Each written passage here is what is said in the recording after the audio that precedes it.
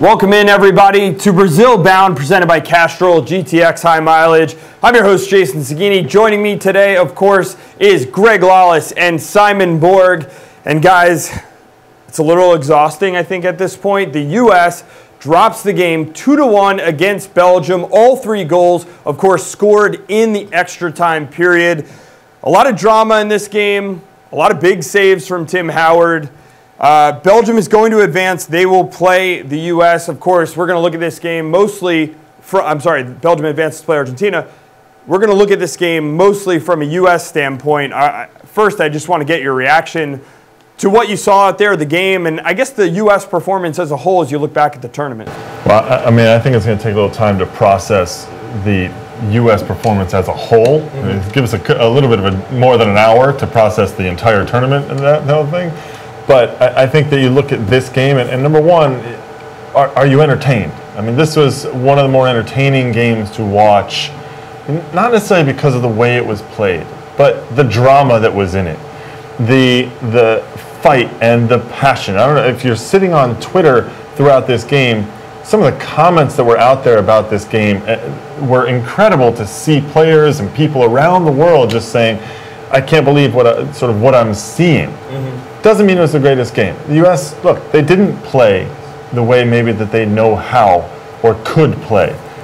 It wasn't the greatest performance. And they were outplayed, ultimately, by Belgium.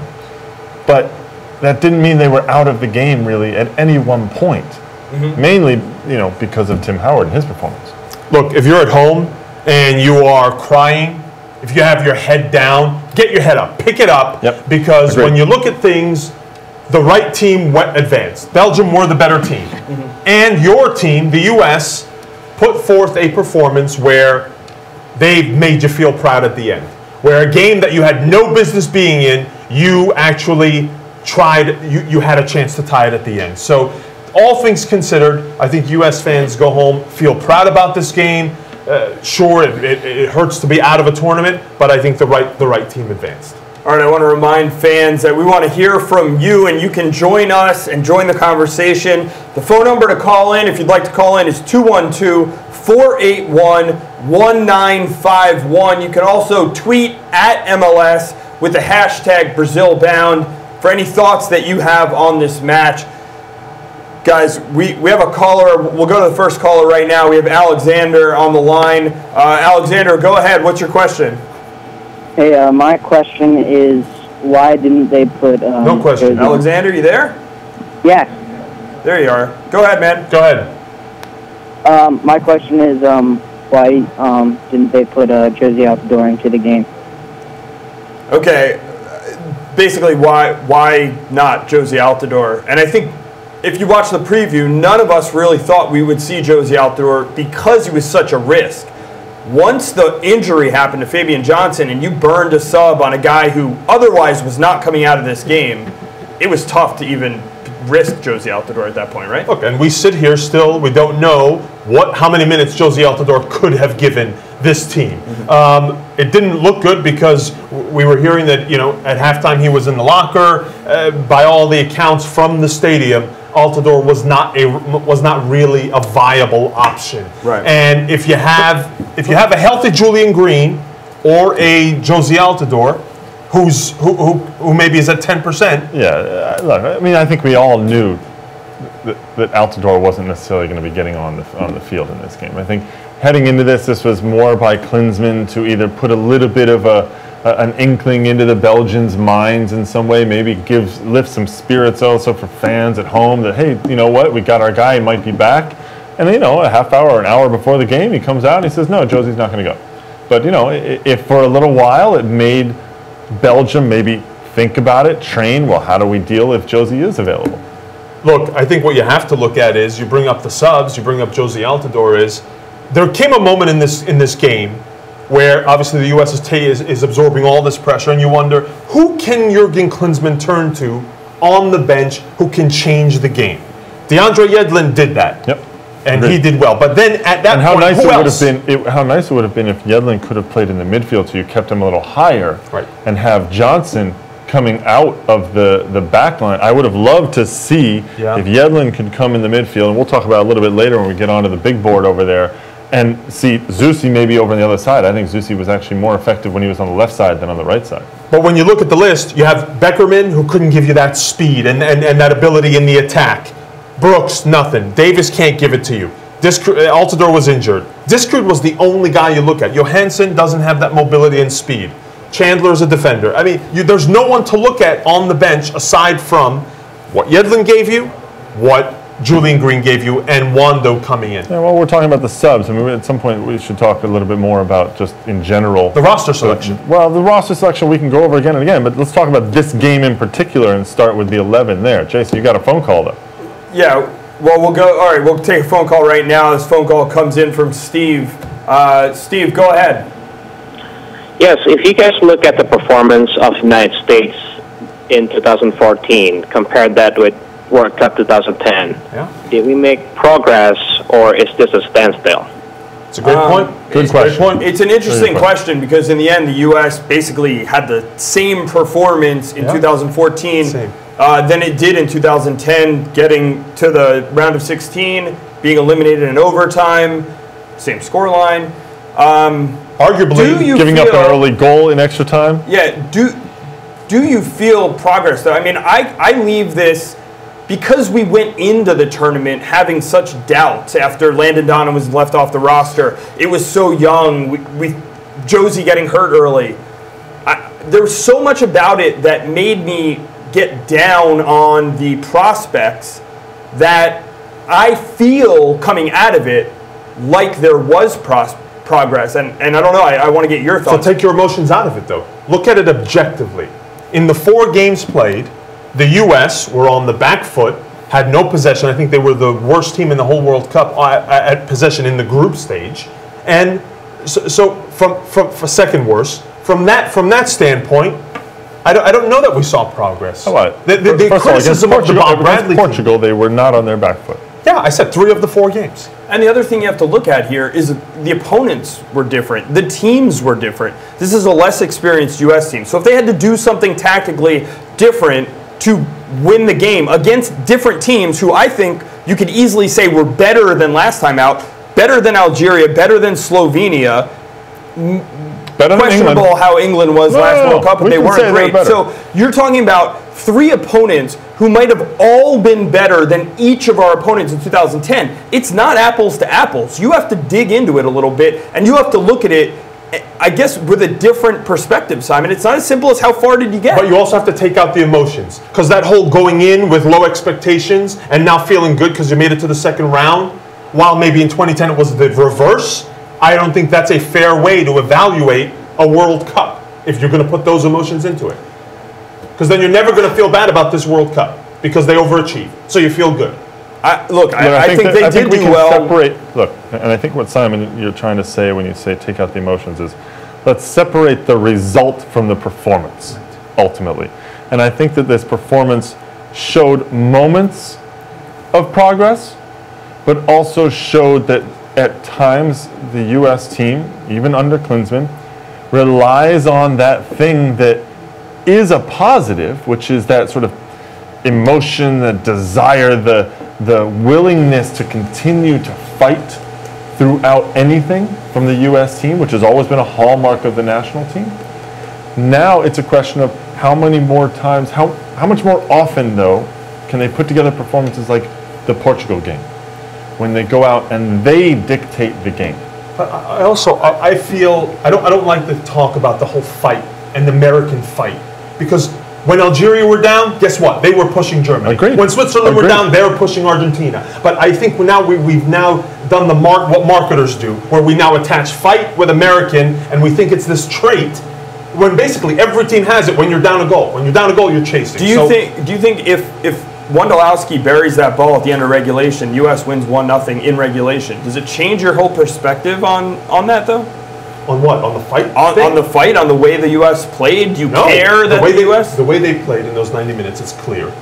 Let's defend, and let's hope we get the chance. That was the chance. I think that one of the biggest issues that we saw in this 90 minutes was that there was a lack of an ability based somewhat on the roster and the decisions that Klinsmann made on the players that he, I would say, didn't bring, It's true. to be able to react and adjust tactically to some of the issues that they were having. Clint Dempsey was all alone up top. And number one, that's not the best way to play Clint Dempsey. You can see that with Seattle. When he's scoring goals, he's not that guy up top. He's one of 2 or 3. The Josie injury, that hurt a lot. But it can't all hinge on Josie Altidore's hamstring, whether this team can succeed and play the style that they want to play in that way, with the 2 forwards like that. And so ultimately you say, if Aaron Johansson isn't the right answer up there, and we know Wando isn't, but Wando wasn't brought to be that other guy. That's not his game. That's not why he was brought. He was brought to get into great positions to have chances to score like he did. And so if you look back at this, you do have to say, no Eddie Johnson. How nice would it have been to have an Eddie Johnson to put into this game in particular? What form of Eddie Johnson do you get, I think, when you... I don't care, but it's better than not having anyone up there who can battle. Eddie Johnson would have battled with company all day long in a way that Clint Dempsey wasn't able to do alone. All right, let's get some feedback from fans. Obviously, want to hear from you. I'll remind you the number to call in, 212-481-1951. You can also tweet at MLS. Use the hashtag BrazilBound. We have Matt Folger here from our social department with us. Matt, what do you have in the house coming in on the social media, on the Twitter sphere? Is that what obviously, since roster selection is a question, Landon Donovan's going to come up. And, it felt like they kind of needed someone in the box like Eddie Johnson, but also... This question comes from @SeanSteffen on Twitter. He wanted to know, would Donovan had slotted well into Zusi or Bedoya's spot in this game and been able to kind of get down on the wing on a counter? It's interesting to ask the Landon Donovan question, because we didn't think Julian Green was ever going to see the field in this tournament. Not only did he see the field, he changed the dynamic a little bit from the other guys who were out there on the wing, because Bedoya and Zusi weren't making penetrating runs. They weren't acting as wingers. They were acting as wide midfielders, which is different to me. Would Donovan maybe have been able to add that from there? And I don't know, because remember before the tournament, Donovan was being talked as a forward. He's not a midfielder anymore. He doesn't have that in him anymore. Do you think he could have made a difference and come into this game at that wing position at any point? What Donovan at least gives you is that if he has space to operate in, and the U.S. had space, when you get possession, he can make those runs into space. Bedoya and Zusi, to me, didn't look like they had their legs. Their footwork was off. Zusi was coughing up the ball. Bedoya looked outmatched, I felt, on that side. And it would have been nice to have a Landon Donovan to slot in. There were times, because Beasley played, I would say, maybe one of the best games of his World Cup career. Beasley and Howard 4 World still Cups. on their head I thought today, Beasley was tremendous. Other than the one mistake from Beasler, obviously, on the goal, I thought Matt Beasler had a great game. But if you look at the midfield in particular, it would have been nice to be able to put a Landon Donovan on, either at the start or as a sub. And his ability to know when to attack defenders. There was one moment in the second half in particular when Bedoya got the ball, everyone was exhausted, and he decided he was going to take the defender on. And Landon would have said, it's not on right now. I'll wait, and he'll try and combine and then get in there. But look, Landon wasn't there. At the end of the game, he would have tried the same thing. No, I don't think he would.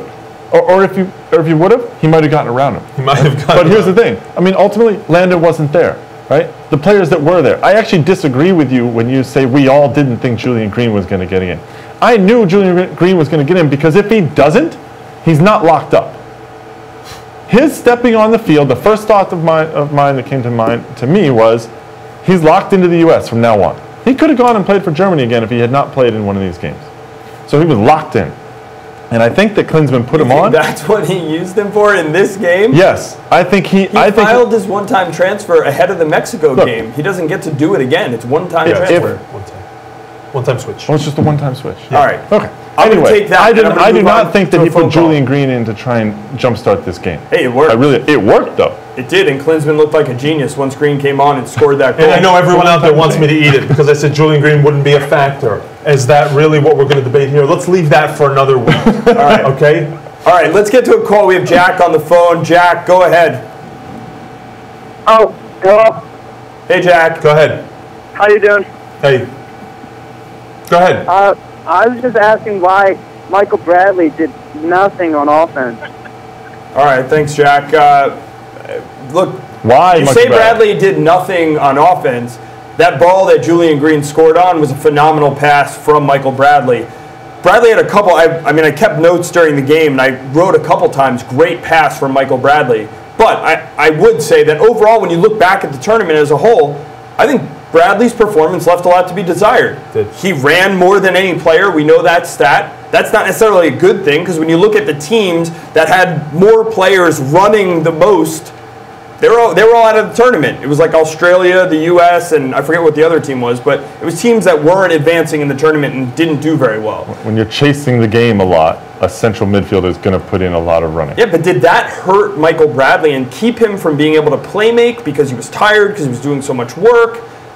What do you think it was? I mean, in the end, Michael Bradley didn't look like the player we saw against Mexico before the World Cup, even with Toronto throughout the course of the beginning of the season, where he's been an animal. He's been all over the place. He's done well.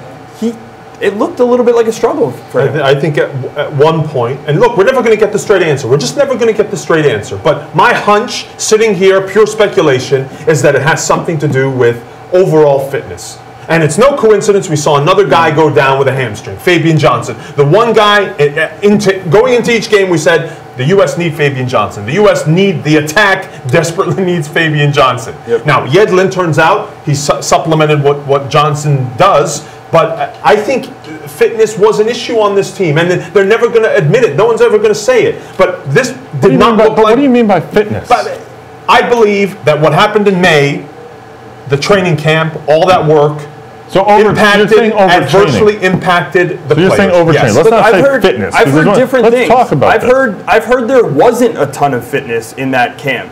And other people have said they've overtrained much. I'll take the source that I heard that there wasn't a ton of fitness from as a pretty good source, and wonder if it's more that they were not as fit as you'd hope, Brad Davis told me there was more work with the 4 days they were doing during that camp than he's ever had in his whole career. During that camp. 4 days where they were each doing 2 sessions, so it's not everyone was doing all 4 sessions. They were splitting them into groups, and they were doing multiple sessions with fitness. Look, they did fitness. And look at all the hamstring injuries. As Simon said, right? We don't know. We'll never know. We just don't know, right? Whether it was what it was that caused some of the injuries, right? Hamstrings in particular, because Beasler obviously struggled with one as well, right? So it could have been overtraining. I don't think it was under fitness. I don't think that they were not fit. Would you agree? This wasn't the Michael Bradley we all know. It just wasn't. I don't think that it was not. How often have we seen that Michael Bradley? It was not the Michael Bradley we expected. Let's put it that way. And I think that there were a lot of big expectations on Michael Bradley going into this tournament in particular. And I think that he maybe didn't match the expectations we wanted. He did a lot of other things out there, right? But no, he did not have the impact that I think the U.S. team needed him to have. I also don't think he's an attacking midfielder. That's just not his role. It's not his skill set. It's not what he's best at. But what he's good at doing is making plays.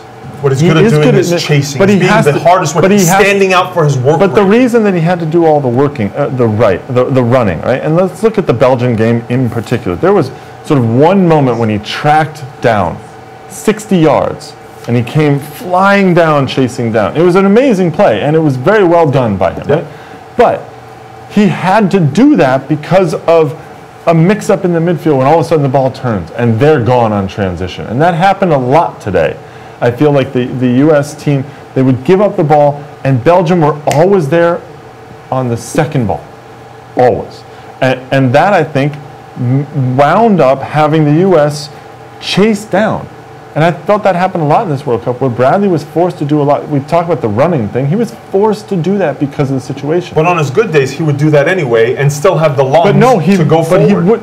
But to go forward out of a deep-lying position, where he doesn't have to do as much running defensively to cover the ground. Right. And his problem, I think, when he plays too high is that he still feels he has those very deep defensive responsibilities He takes it upon himself to have to track back all the time.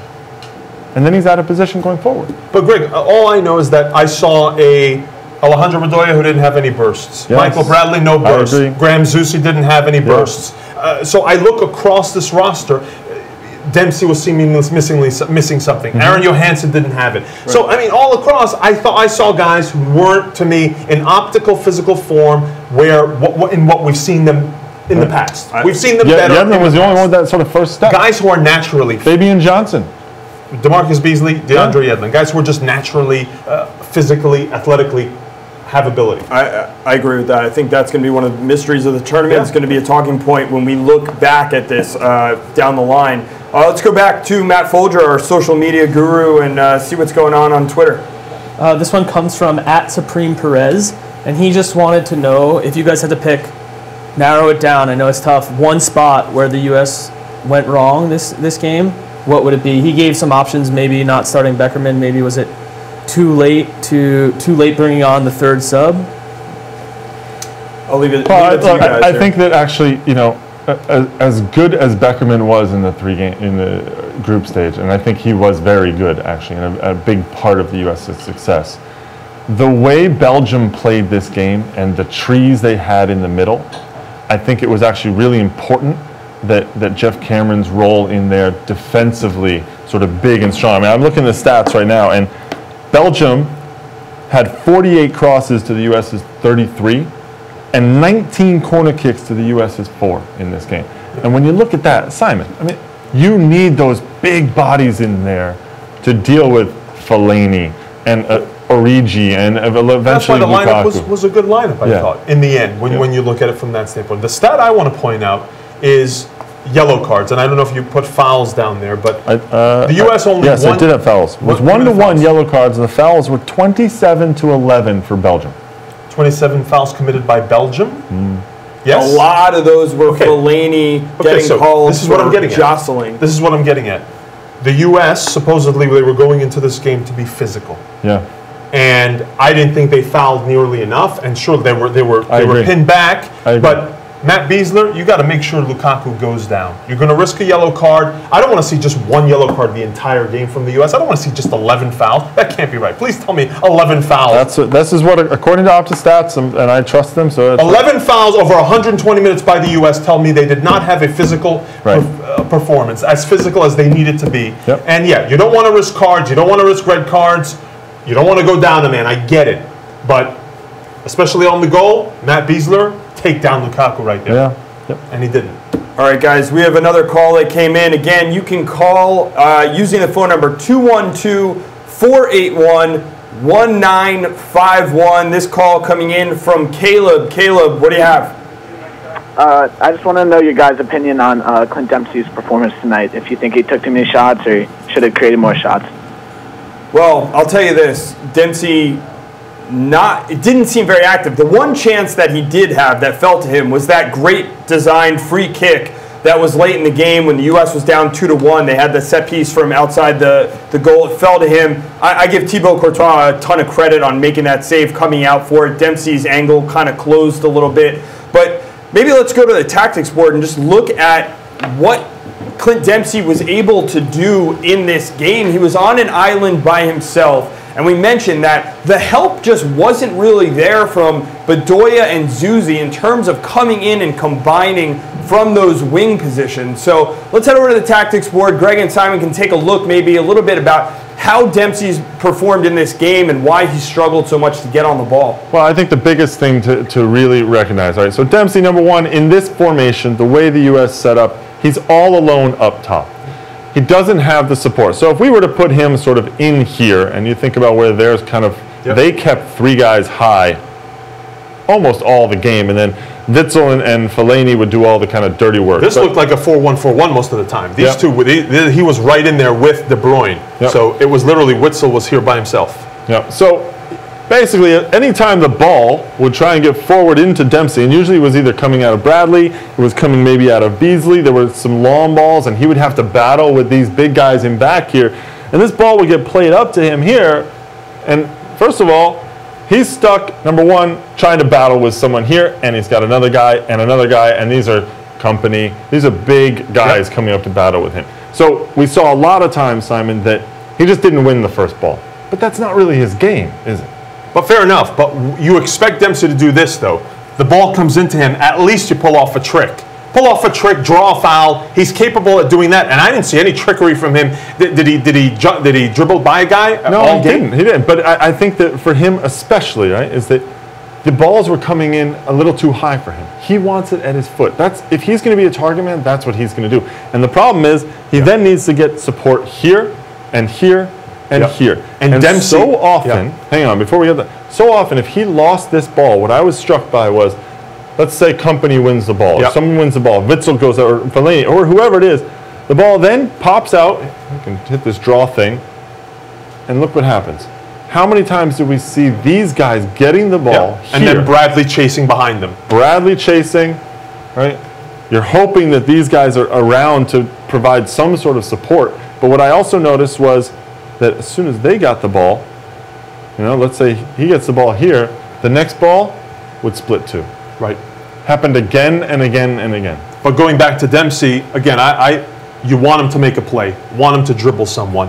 And he didn't do enough of it, but also, as you mentioned, these guys weren't close enough to make a play so that he likes the 1-2 combinations. We see it within Seattle with Obafemi Martins, how he likes the player close to him to have those quick combinations. Right. And he didn't have that option because Zusi and Bedoya, going into this game, we said they needed to have a big performance in the attack, and they were nowhere to be found. And guys, maybe this comes back to the roster selection questions and roster depth, really, when you look at it, because I wonder how different this game could have been for the U.S. had Josie Altidore been available, been healthy for it. But then you look on the Belgium side, and they had some choices. They started Origi. He was dangerous at times. He didn't finish where maybe he could have from time to time.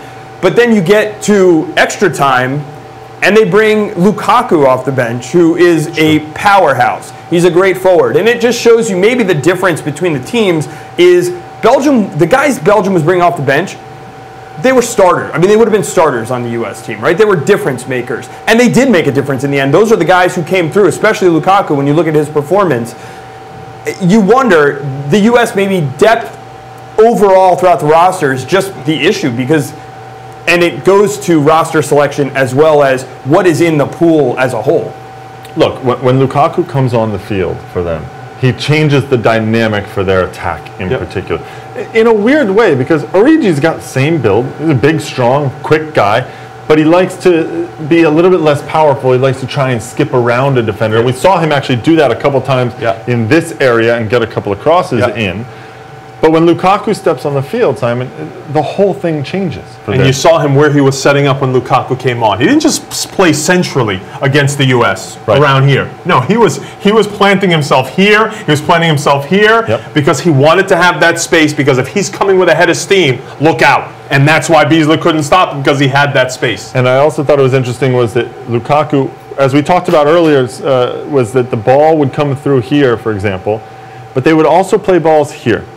They were getting a lot of joy, as they say, out here. And Lukaku would drift out here. Yep. We should actually get Lukaku into the game here. And he would drift out here. Yep. Right? And that's where the whole thing happened with Beasley. First of all, Beasley's up here. Beasley comes out, and he gets around him. And look, let's be honest. Omar Gonzalez makes a play right there where he pokes the ball away, and De Bruyne picked it up and then scored. Right. All right, guys, we have another call coming in. This call is from Ali, and I believe it's on Graham Zuzi. Ali, what do you have for us? Well, it was kind of strange, you're talking about how Lukaku likes to drift into space and be soft tactically, but Zusi kind of did the same thing for moments in that first half, and he's that kind of guy that you can have on the set pieces. The U.S. had a couple of opportunities, but why would Klinsmann take him off?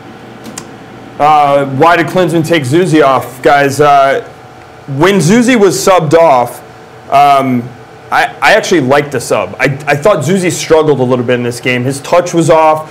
He had he had one chance that was blocked in the box. I thought that was maybe his best opportunity of the game, but he had a couple other balls that just didn't seem like he had the right touch on it. It wasn't sharp. It's interesting because the caller brings up a good point, which is that, especially in the first half, Zusi did do well to get into spaces but his touch was off. Yeah.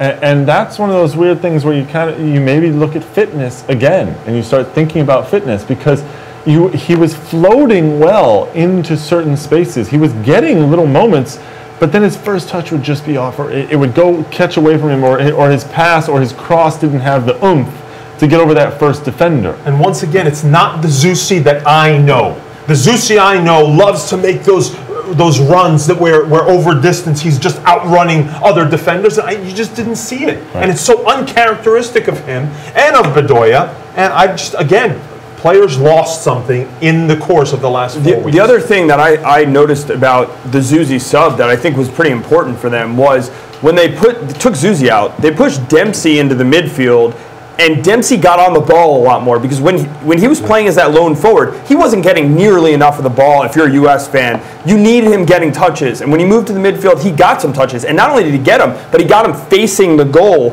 which is more important, because that's where he can do the tricky stuff, make the passes, and combine. So I thought that was an important sub on, one, getting Zusi out of there, because I thought his touch was off, but also getting Dempsey into a position where he could play a little bit more. Totally agreed. And then you got Wondolowski in for the situation that Wondolowski was there for. What is it? Right where he needed to be. 90th minute? No, 92nd. 92 on the yeah. clock. The ball falls to Wondolowski's foot, and it's the play. I mean, some people thought it was offside. I think the announcers were confused by it, but the flag just came up for the goal kick. He was not offside. He missed it from about 6 out. I think we have a call coming in on this topic, on Wondolowski's chance. So let's go to James. James, what do you have for us? Go ahead, James. Oh, sorry.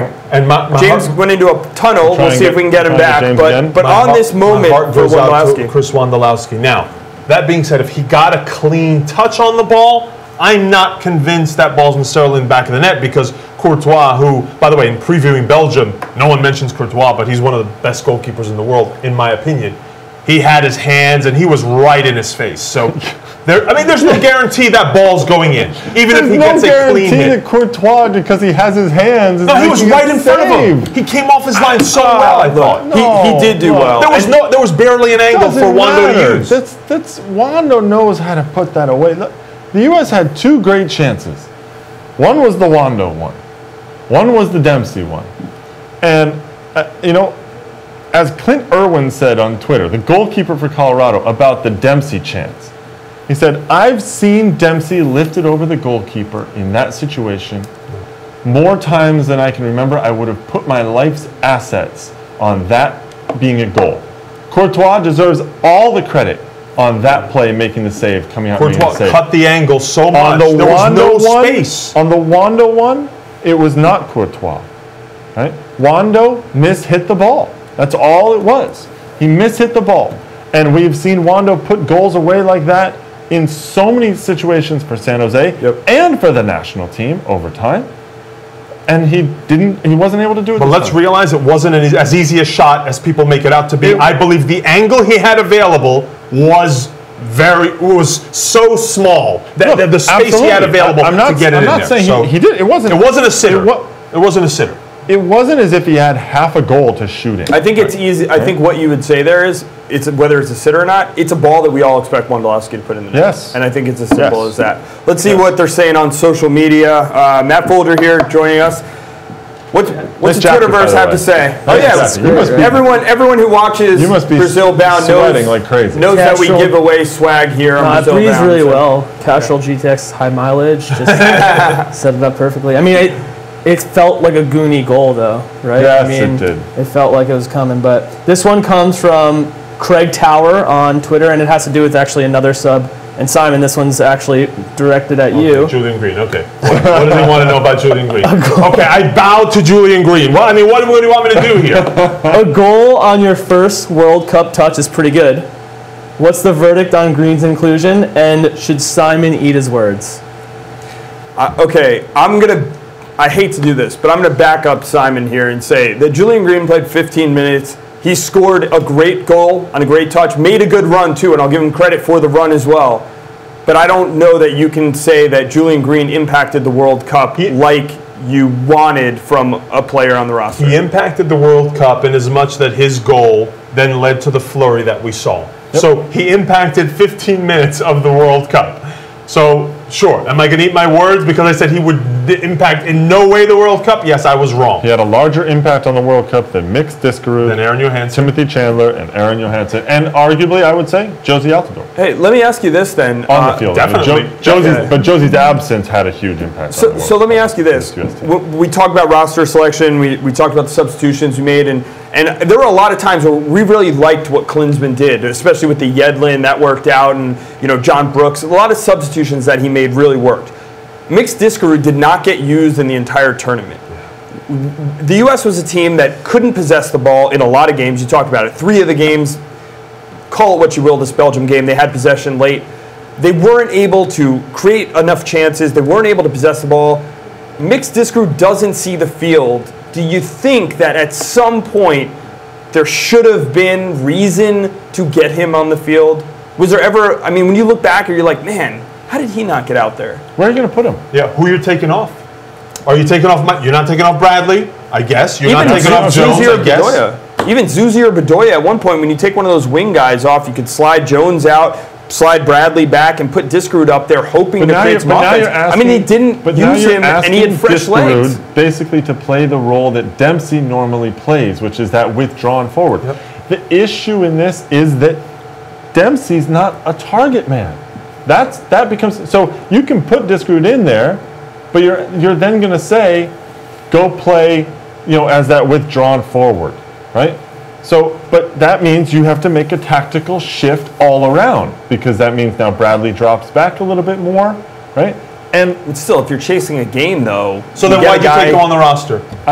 That's the question. Again, another question about the roster. I would say this: that if Josie had not been hurt, I do think that Diskerud offers something as another. If you needed to go with like 3 in that way. He would have offered, I like what Diskerud brings. I like his trickery. I like his skills on the ball. But he's the kind of guy that it's 20 minutes to go, and you have an Altidore up there who can do that work. Or you have an Eddie Johnson or a Terrence Boyd, whoever you want to have. No, you don't have them. If you did, right? Then you can bring him in to be that second withdrawn forward. All right, let's go to another phone call that we have coming in. This one's Anthony, I think. Anthony, go ahead. Hi. I was wondering, just total speculation, but if you had known that this result was going to happen before the World Cup, would you have accepted it, or would you have wanted more? When you say know the result, do you mean that we knew we were going to lose to Belgium in overtime 2-1, or knew that we were going to get out of the group stage to the round of 16? You were going to get out of the group stage and into the next round. Okay, thanks, Anthony. For me, I'll answer it first. When the draw happened, we were all in Kansas City. I think it was around the All-Star game, or MLS. It was around MLS Cup. The draw happened. It was like being punched in the gut. It was like that Cristiano Ronaldo goal. It was like being punched in the gut. You were so amped for the World Cup draw, and then you were like, oh my God, what just happened to the U.S. team? So yes, especially then and in the lead up to the World Cup, if you told me, hey, the U.S. is going to get out of the group and only finish second in their group and play a good number 1 seed, I would have taken it. Absolutely. I agree. I didn't think they would make it out of the group of death either, so they made it out. But now, look, I think what's going to happen over the next few weeks is a deeper digging into this World Cup, into maybe the World Cup cycle as a whole that Klinsmann had, especially when you see a team like Costa Rica. A team like Costa Rica that has a coach that has implanted a tactical system to the point where guys are moving based on memory, where they are the team that draws the most offside because their back line moves so well. And they're a team that doesn't necessarily have to defend deep because they can operate that way. So they are so well managed, and they did it over the course of a World Cup cycle, that you now want to compare the U.S. team. Why can't we be that team? The Costa Ricans don't have world beaters. They have 1 or 2 difference makers, but as a unit, they now operate well. They possess the ball. They don't look outmatched, and they played some big teams. They did. And I think that, look, ultimately I think you can say we can all be proud of what this U.S. team did. They got out of the group of death Majority of people did not expect that. Some people did. Won't name names. But I also think that ultimately when Anthony, it's a very good question, because it also takes into account this question of progress. And ultimately, we need to compare any performance at the World Cup with the last one. And right now, when at the results level, I don't think that we obviously didn't see any difference. At the performance level, I don't think we've seen the progress that we want to see. Now, maybe we're just getting started in that progress, right? I mean, I actually do think that Klinsmann has taken the long view on this. Well, he had what, 2 years under Klinsmann? I mean, he wasn't here the whole 3 years. 3 years. 3 years. I mean, but it's not even one full cycle. I don't know if you can. You can expect it to be a finished product. But the one thing I want to point out is, in 2010, despite making it out of the group, despite making it into the second round, I felt that Bob Bradley was harshly criticized. And I was in the group that was criticizing Bob Bradley, because we felt that they were conservative tactics. We felt that the U.S. would only react when they were down a goal. We felt that the attack wasn't developed enough, that the team was defensive-minded. And now I'm curious to see if we're going to now use the same measure of judgment with Jurgen Klinsmann, or whether this whole patriotism thing, whether all those fans at Soldier Field and all this hoopla that there is around this World Cup and positivity, and we'll see what came out of the postgame, whether this blinds the whole argument. Because 2010 was harsh on Bradley. That's what I'm curious to see. And Klinsmann, we've already brought a lot of these points. You have to answer to them, and please, I don't want to see anything swept under the carpet of positivity. All right, there's plenty more time to chew on all this. I'm going to get your guys' thoughts in a minute. Looking forward to what comes next for the U.S. national team. But first, let's throw it back to Matt Folger. One more time, Matt, you have a question coming in from Twitter? Yeah, a few things. We're talking about positivity. A few things from the YouTube community and the Twitter community. So I want to get some positive vibes in this show. James Clover from YouTube said, "This is the kind of game I'm going to be telling my kids about in 20 years. I thought that was nice. Melanie Matt said the U.S. team has nothing to be ashamed of. A few questions from Twitter. Grant Miller has talked about, hey, can we add Tim Howard to Mount Rushmore, or at least build him a golden statue for the performance tonight? And then lastly, Brett Woolbright from Twitter said, is this Tim Howard's swan song? Is he hanging up his boots? And how do you feel about that? All right, on that note, I'll say this. The Tim Howard, first off, thanks for everyone who got back to us on social media and the callers. Everybody wins free Castrol World Cup swag. I hope you guys enjoy it. As far as Tim Howard, if this is probably his last World Cup, we'd think, what a way to go out. I mean, he set a record for most saves since 1966 in a World Cup game, and some of them were phenomenal saves. It's hard to fault him on the goal. I mean, I hate that Lukaku goal beating him near post. He almost had that first one. If you look at it, his foot was almost where there. It was going. Sure, yeah, I mean, but the performance from Tim Howard was really amazing, and I think people are going to talk about it, and they're going to tell their kids about it. I mean, what a performance, what a hero he was in this game. Yeah, I mean, I think Tim Howard, I saw several people asking for statues, actually, for Tim Howard. But, you know, I think that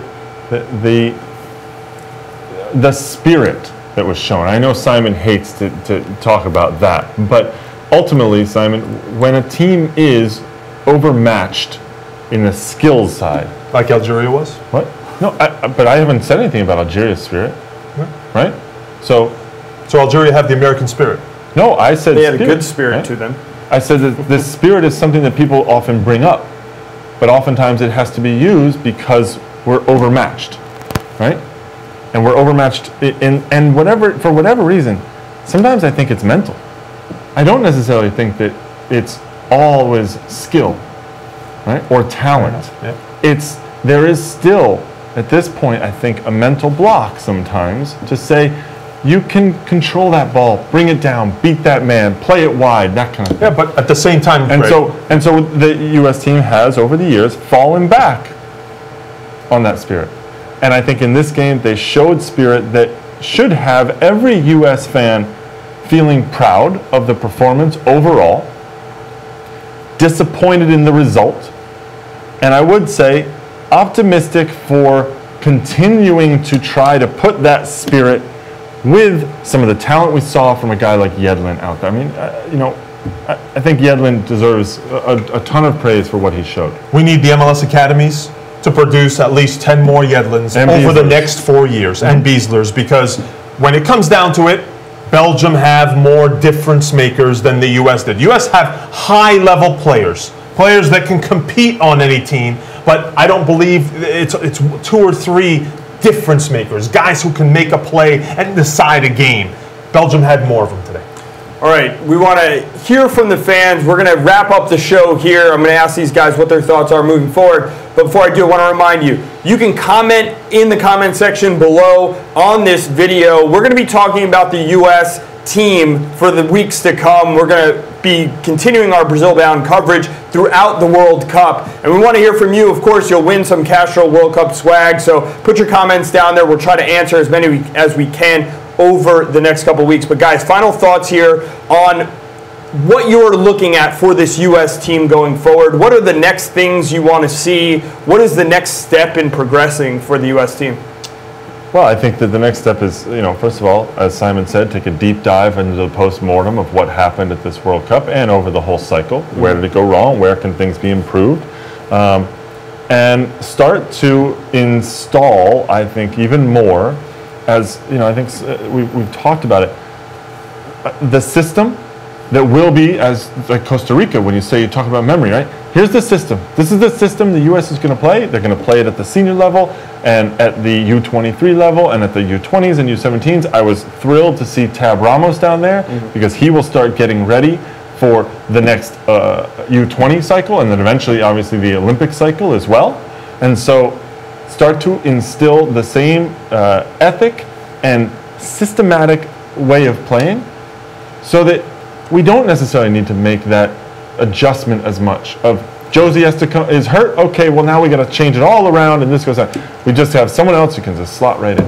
Yeah, I think I want to see a complete report from Jurgen Klinsmann about on this World Cup. I know he likes to do reports. He had Caleb Porter do a post-mortem on the Olympics. I'd love to see his post-mortem on the World Cup. I don't want that now he disappears for a month and we don't hear about this again. I'd like to hear his take on what happened at this World Cup and actual facts, actual thoughts, concrete conclusions on what came out of this, number one. Number two, then, I think we need to now move into create realistic alternatives at all the different positions. Terrence Boyd, let's give him a real run at forward. DeAndre Yedlin, he's your new right back. I don't want, move on.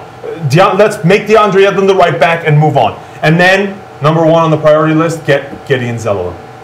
Gideon Zellerlam, the Arsenal youth product, who people are already saying he wants to play for the U.S., get him. It's not one because player, we need but it's the not U.S. One, we just said the U.S. needs more difference makers. Yeah, Zellerlam has the potential but it's to not be a one difference player. maker. It's not one player. Look, but you need more than two. Of course, so if you he do. adds to that, sure, then you want that. Great, but to bring him up as one of two things that need to happen over the next 4 years. He was number three. Okay, one of three things is one player. It's just no. All right. Well, look. Plenty to follow as we continue to cover the U.S. national team here on MLSsoccer.com. As we always will, Gideon Zellerlam will be one of those. Will be one of those topics because it's fun to say Zellerlam, right, Simon? I hope everybody is kind of use this as a cathartic experience to get over that U.S. loss, get back to the World Cup, root for your second team. Yeah, and look, continue. Coming back to MLSsoccer.com because, one, the MLS season's underway. We have plenty more to talk about there. But also, the rest of the World Cup is going to be a lot of fun. Even if the U.S. is out, pick another team. Hey, if Belgium wins the World Cup, at least we can say we lost to the best Costa Rica. team, right? Well, I'm full on and we have Costa Rica to root for. Bandwagon. All right, thanks, everyone, for joining us here on Brazil Bound, presented by Castrol GTX High Mileage. And thanks to Greg and Simon for joining me.